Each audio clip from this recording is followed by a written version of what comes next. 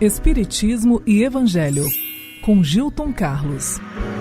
Quantas crianças quiseram estar com Jesus? Que vem a ser do Espírito nesta fase? O que quis mostrar quando as chamou para si?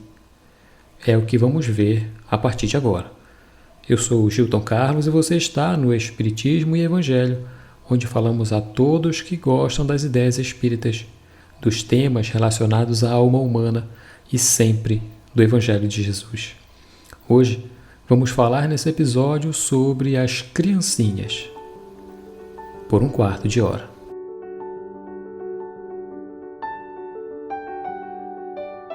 Relata-se no Evangelho de Marcos, no capítulo 10, versículos 13 a 16. Apresentaram-lhe então algumas crianças, a fim de que ele as tocasse. E como seus discípulos afastassem com palavras ásperas os que lhes apresentavam, Jesus, vendo isso, zangou-se e lhes disse: Deixai que venham a mim as criancinhas, e não as impeçais, porquanto o reino dos céus é para os que se lhes assemelham. Digo-vos em verdade, que aquele que não recebeu o reino de Deus como uma criança, nele não entrará. E depois de as abraçar, abençoou-as, impondo-lhe as mãos. Esta é uma oportunidade das mais interessantes em que Jesus fez uma comparação clara entre grandes e pequenos, elevados e inferiores, entre o mundo espiritual e o mundo físico. Na cena relatada, podemos imaginar ele, Jesus, cercado por muita gente, na maioria homens, a começar pelos discípulos, que estavam sempre mais próximos. Pense na imensa necessidade, no sofrimento de alguém naquele momento que estava passando. E essa pessoa vê em Jesus uma esperança de cura, uma esperança de solução para o seu caso. Ok, agora imagine milhares de pessoas nessa situação. Assim é a cena, cada um querendo a sua vez. Empurra, a dor justificando o egoísmo.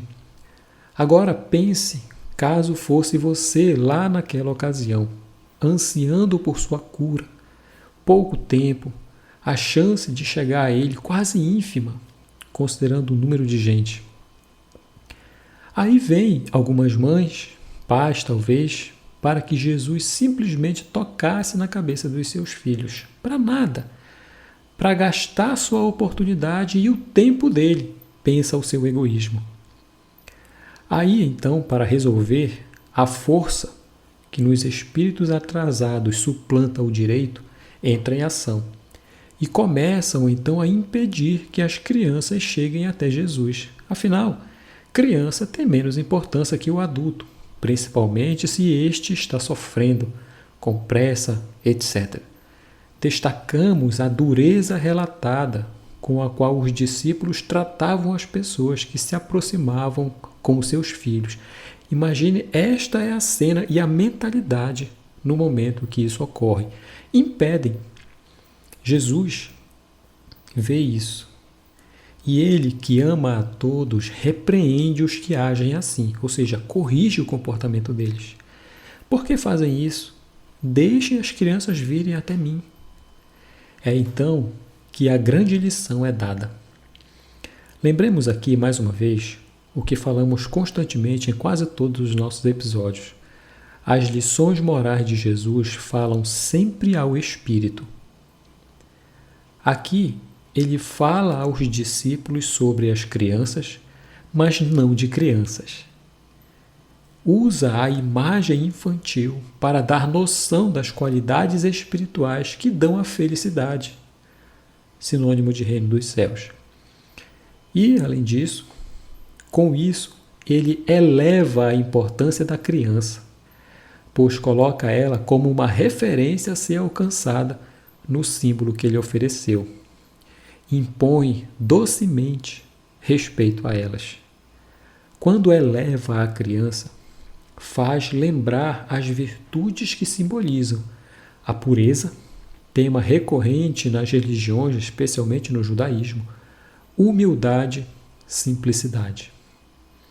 A pureza do coração é sempre inseparável da simplicidade e da humildade, porque ela tira toda a ideia de egoísmo e de orgulho.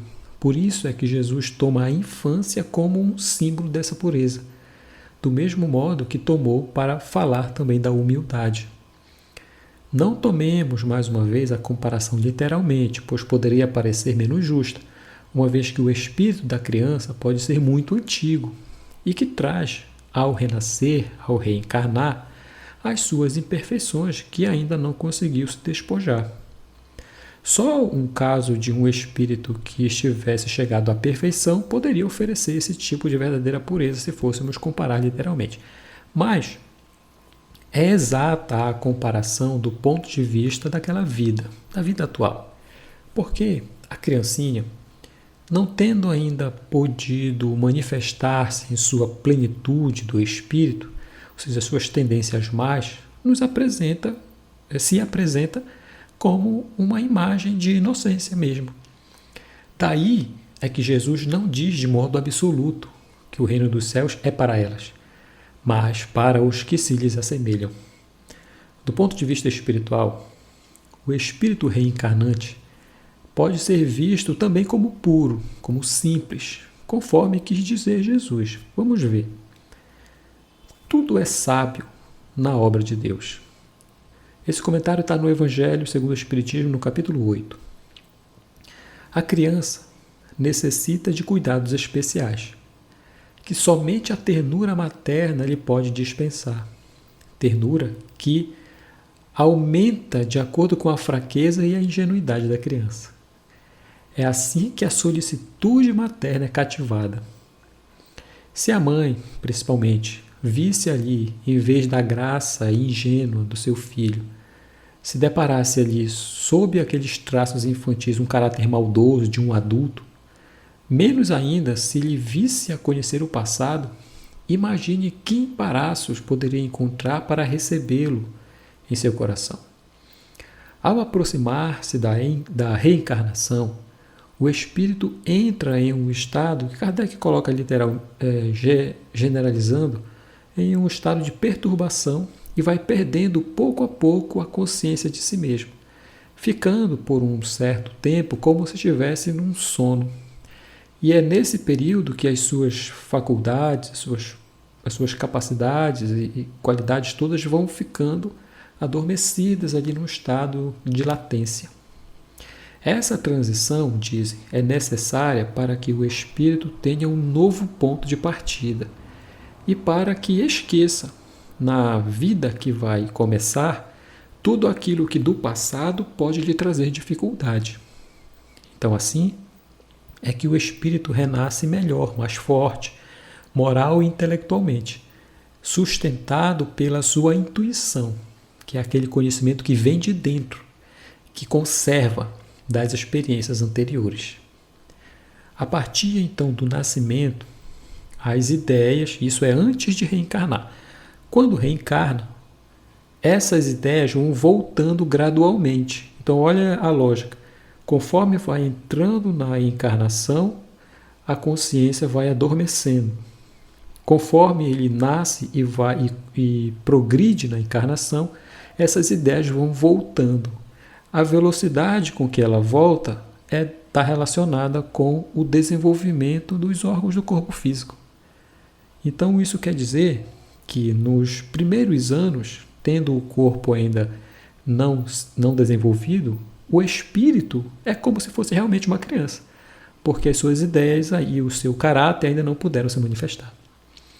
Durante o tempo em que esses instintos se conservam assim, ele é mais, eles colocam uma palavra, maleável.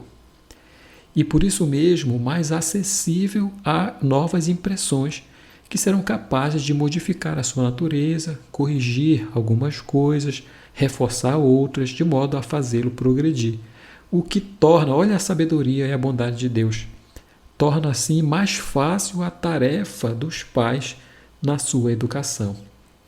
O espírito, pois, temporariamente é como se ele vestisse a túnica da inocência. Então Jesus, ele diz assim, está certíssimo, quando, independentemente da anterioridade daquele espírito, toma a criança como um símbolo de pureza e de simplicidade. Bom, vou fazer uma pequena pausa aqui para dar um recado. Quero falar sobre os nossos livros que publicamos para auxiliar você, a quem se interessa nas reflexões pessoais e na transformação moral. O primeiro é 4 princípios para entender o Evangelho segundo o Espiritismo. O segundo, Bem-aventurados sois, a felicidade segundo o Espiritismo. E o terceiro, Transformação pessoal. Encontre a coragem para mudar e abra novas possibilidades de realização em sua vida. Todos esses livros estão disponíveis na Amazon e você pode encontrar também no nosso site, é o espiritismoevangelho.com.